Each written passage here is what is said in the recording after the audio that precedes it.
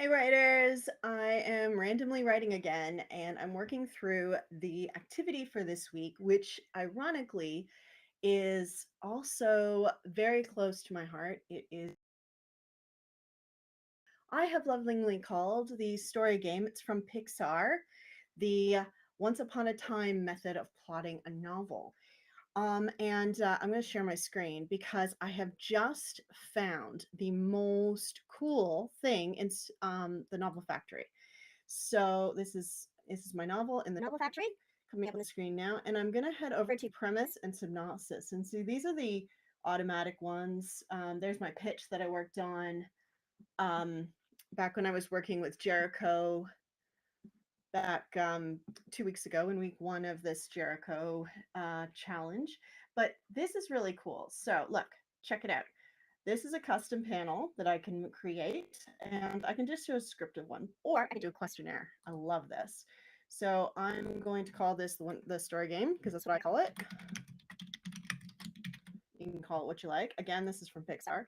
And then I just put in the question. So once upon a time, there was a cat, a dog, a person, a girl, a boy, a tree, a lima bean, whatever your main character is.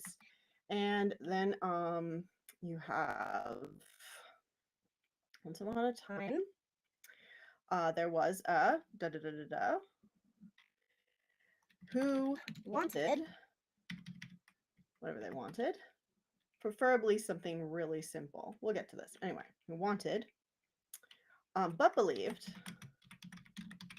something different.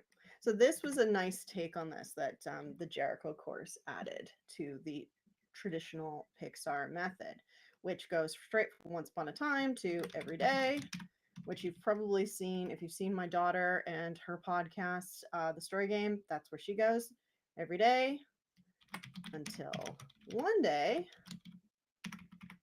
with a space there. Because of that, because of that, because of that. Now you could go because of that forever and ever and ever. I'm going to keep it really simple, and I have a W act structure. So I am going to go with my 4-plot W act structure. And I talked about that a little with Emma Young when she was on my podcast, the Publishing Path podcast. I'll link that in the replay, but hang out here for now. Because of that, because of that, because of that. Until, and finally, every day after. That would be your date denouement. Again, they added that. So it's really cool. Because that, because that, because that. Anyway, and I go create. Thanks for a minute. This is so cool. And here it is. And then if I hang out here, I can actually fill in all my questions now. So I have a template. So that'll work for all my novels. So I don't have to do that once, but it's really cool. Cool. So once upon a time there was one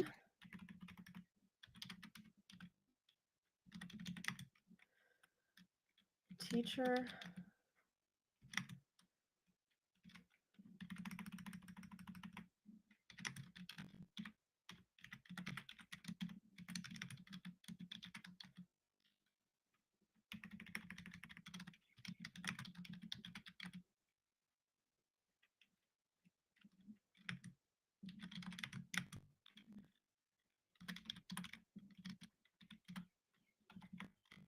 I'm not sure how to spell doctorate. Thank you, Grammarly. Doctorate, whom everyone called Mrs. Maxwell. I think that pretty much describes my main character who wanted. I think her deep core want that she's probably not even aware of is she wants love, but she wants think she wants deeply to be respected. Almost more. I think that the theme of my novel is I'm proud of you equals I love you. So I think I'm just going to write that just that simply.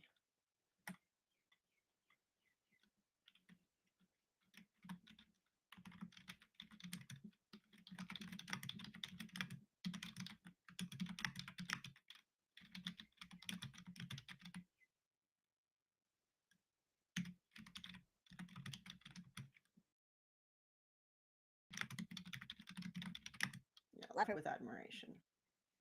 But believed.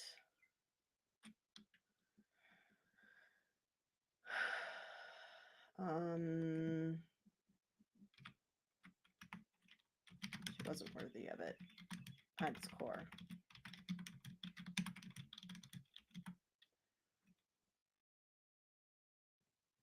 Specifically because that would be boastful. It's like a top poppy problem,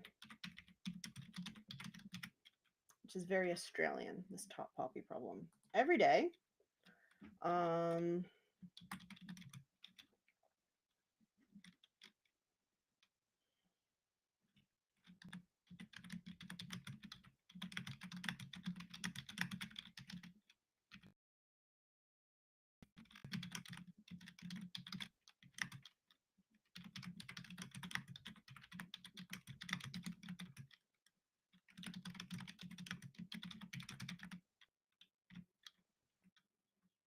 So one day,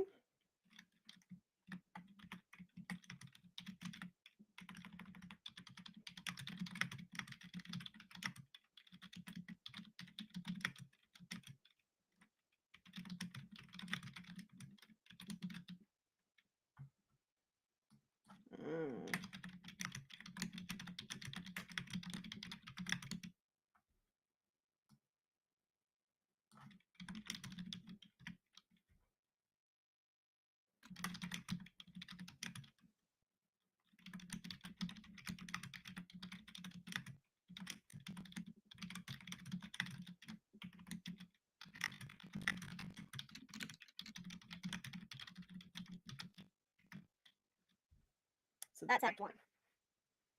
Setup, and she tries the first thing, which is the traditional methods. It doesn't work. Because of that, she tries non-traditional and new methods.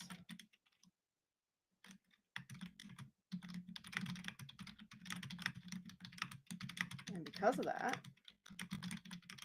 she gets attacked. Not attacked, it's the wrong word.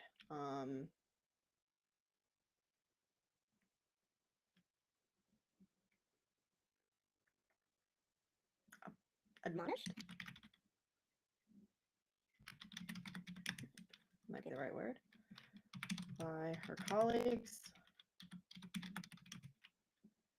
the child's parents,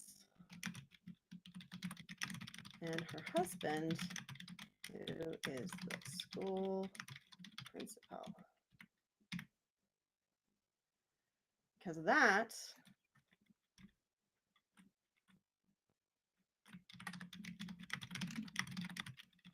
she escapes into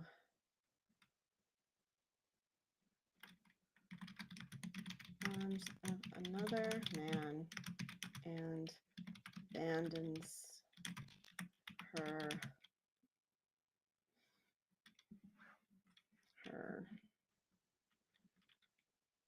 principles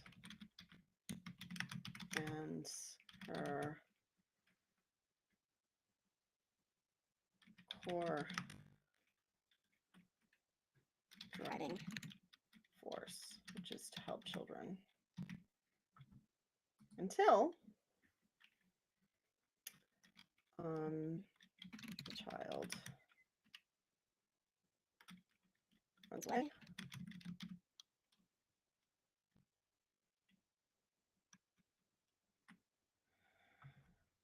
And finally, she realizes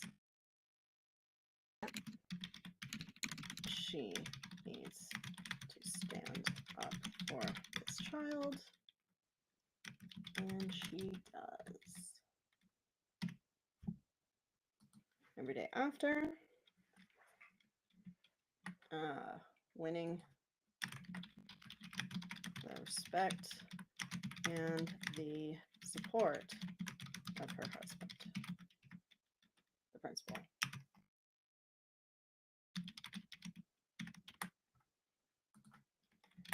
She is an advocate for children and herself.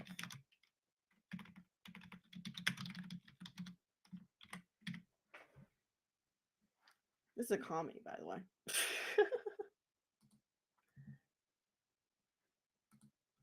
I'm going to move that up because I think that is probably the clearest outline of a story that I have done so far. So yay! Fantastic. Now, Novel Factory also has this other thing, which is so cool. And you can access it either from the manuscript, which is here. You can access it here with the decision cycle down here.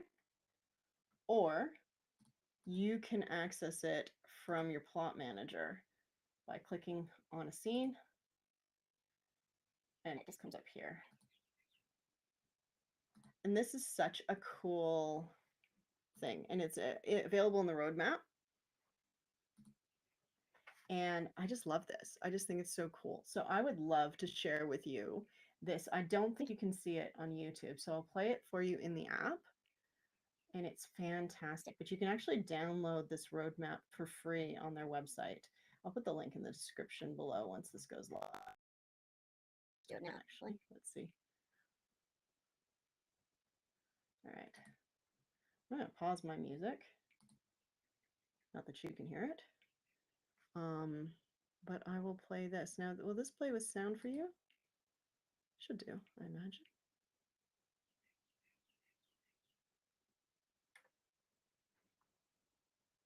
Do your scenes sometimes feel meandering? Are you forcing your characters to leap to story going?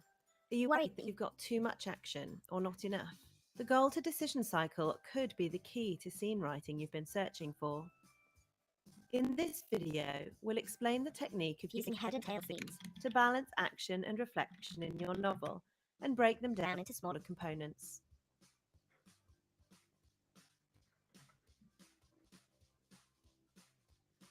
Head scenes and tail scenes.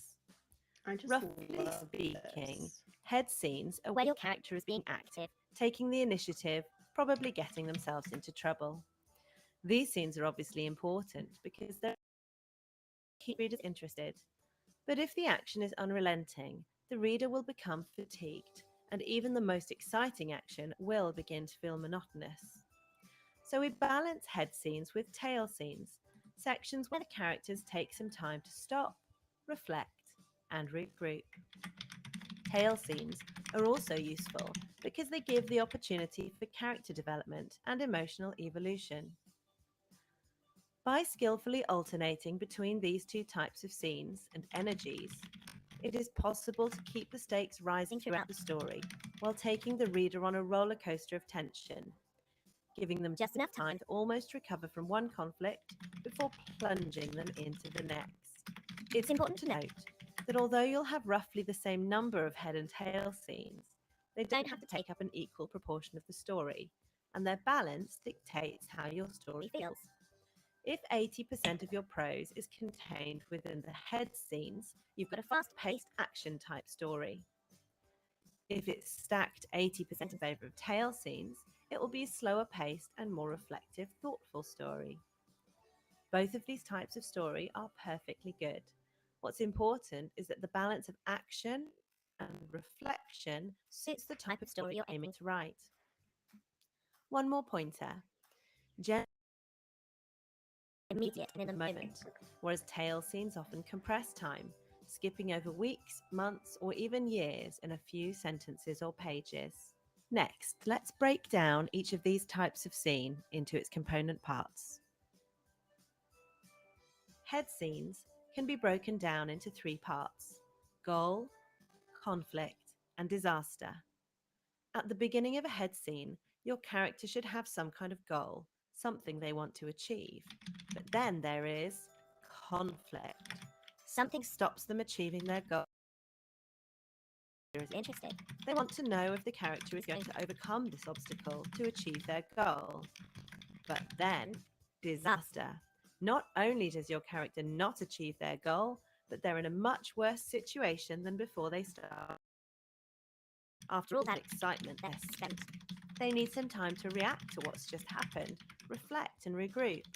That means it's time for a tail scene.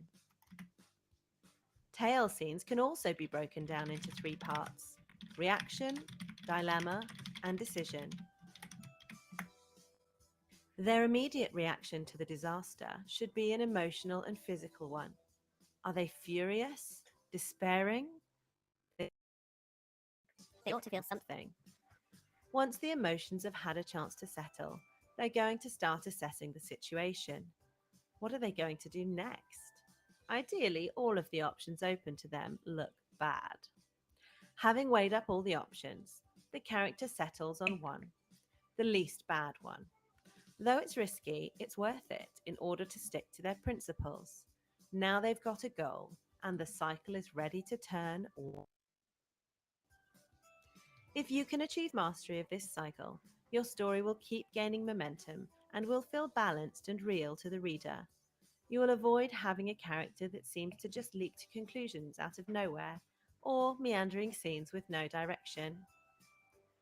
Of course, you may really need a scene where your character sets out to do something and achieves it, or something else which doesn't fit into the structure above. That's fine.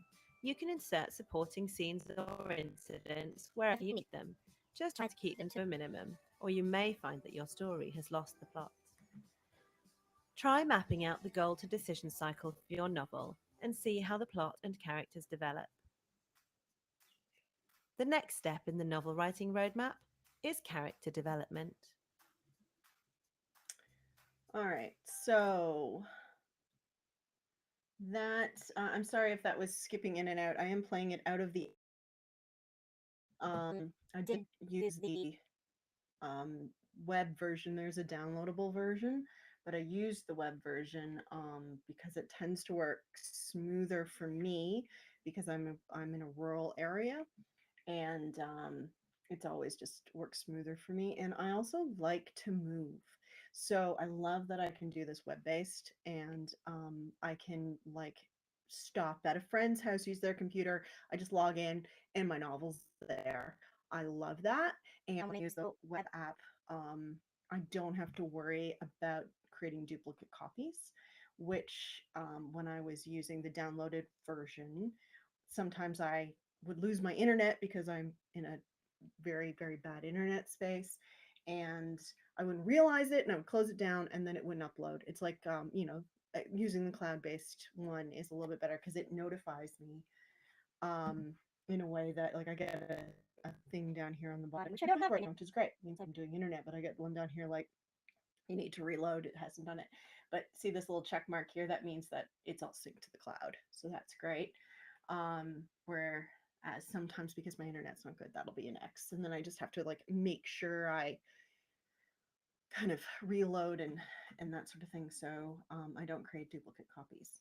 But anyway, yeah. So this page, this roadmap up here, which is the top side over here, which I'm pointing at, which doesn't make any sense to you. So um, that is available to download for free, and there's also a 30-day free trial with a link that I've poked into the chat, and it's also in the description, I believe.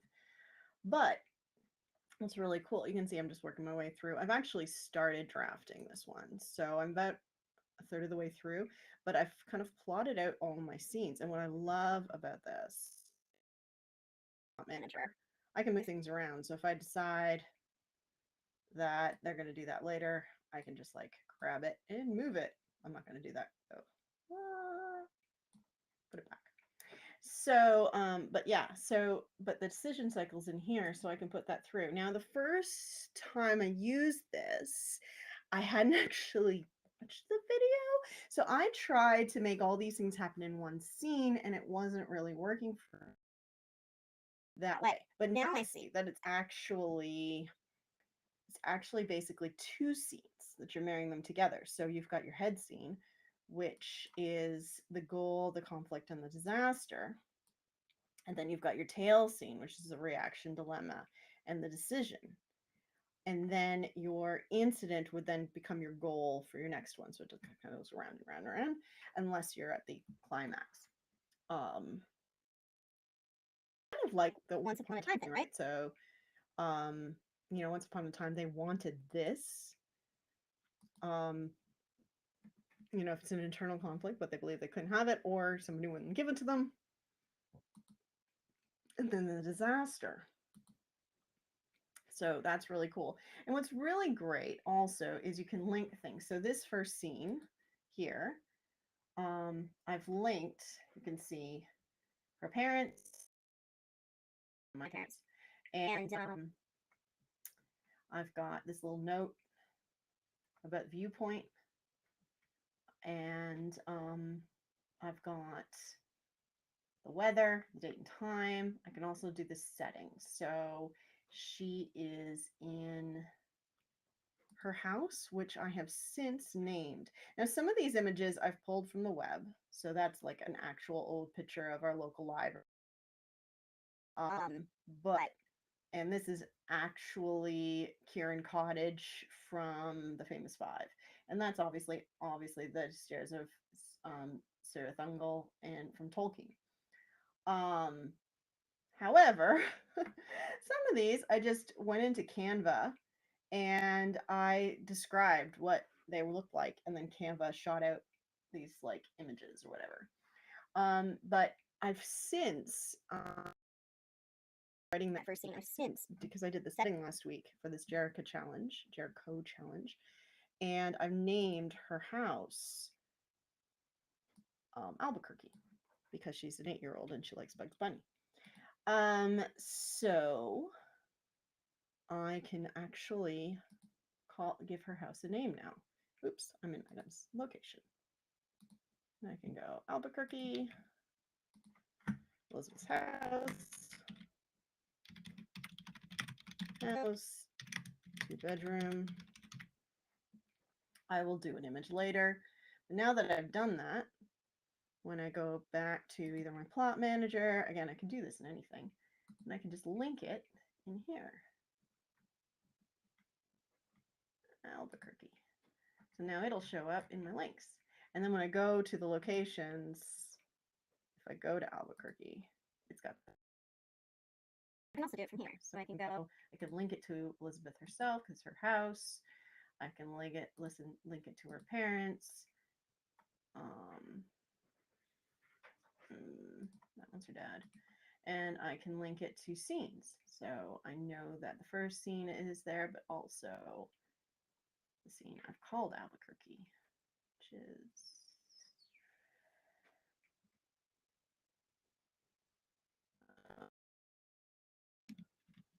there it is. Oh, so now they're all linked.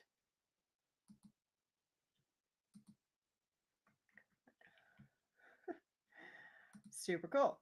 But I'm going to actually do a couple decision cycles. So I'm going to do that. I'll leave this up because why not? You watching me. I'm going to listen to some music. I'm currently listening to my playlist, which was the original. So the current working title for my hand is to read. The original one was called The Kids Aren't All Right. So the playlist is currently called that because that, but I'll just copy the link if you want to listen to my playlist, but you can listen to whatever you like. I'll pop that in the chat. Obviously I can't play it for you because of like copyrights and such. But anyway, I'm just going to do some work. Hope you like to hang out with me. Let me know what you're doing. And I'm going to see if I can cover some of these decision cycles.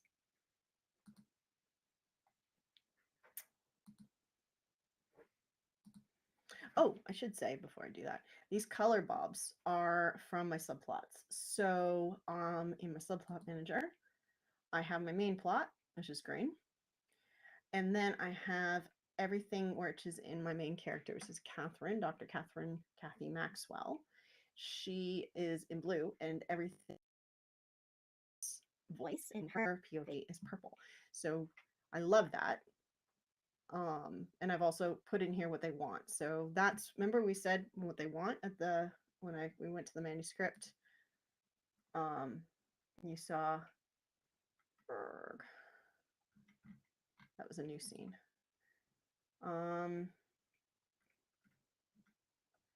Viewpoint. She was upset. She wasn't safe. She feels unsafe. So that's her viewpoint. And it just helps me remember. So that I did in the subplot here. So she wants respect and love, unsafe.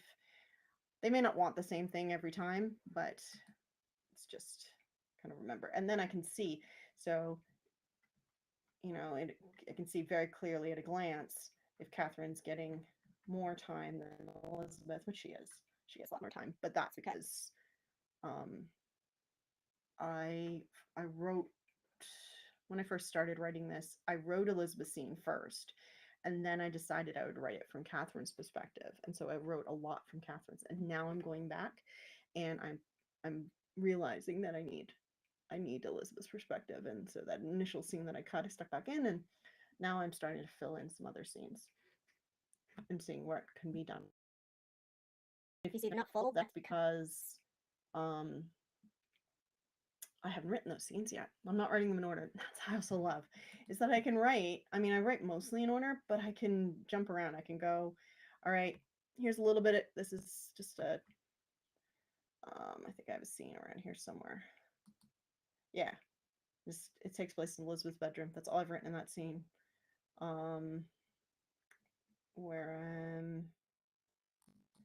And that one has nothing at all. I just know where it is and who's in it, and that's it. So anyway, back to my plot manager, and I'll do this, and I'll shut up now so everybody can do some work.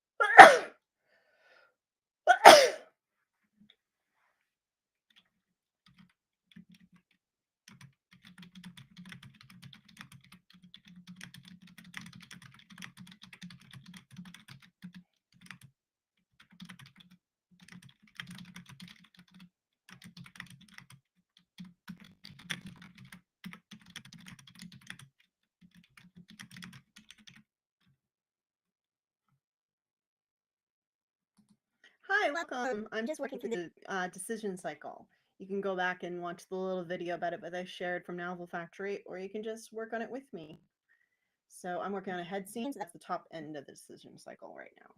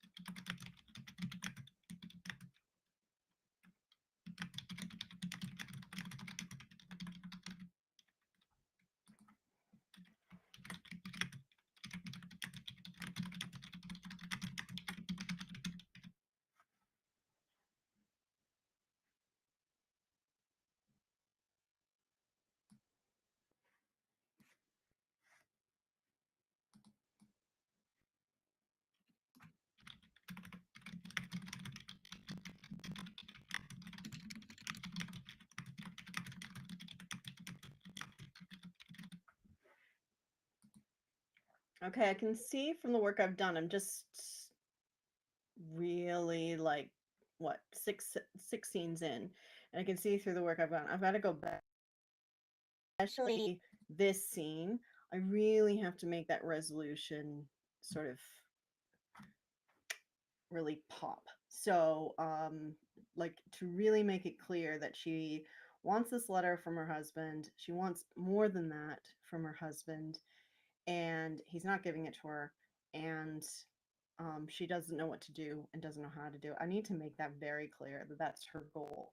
I think it's clear in this scene, and I think it's clear in this scene, the Lone Ranger, but clear in either West for Primary or Max 370, which are two Catherine scenes. I feel like Elizabeth's journey to Catherine might be my answer. Is very clear, but I don't think Elizabeth's journey to like that win is clear. So I'm gonna go do some writing on that, and you can unhandled error has occurred. That's my internet, so it probably means that I'm being a little bit jumpy to you. I'm very sorry about that. So I'm gonna head off, and I'm gonna pop all these links below. Thanks for cheering and hanging out with me, and I hope you try out Novel Factory because it's fantastic. See ya.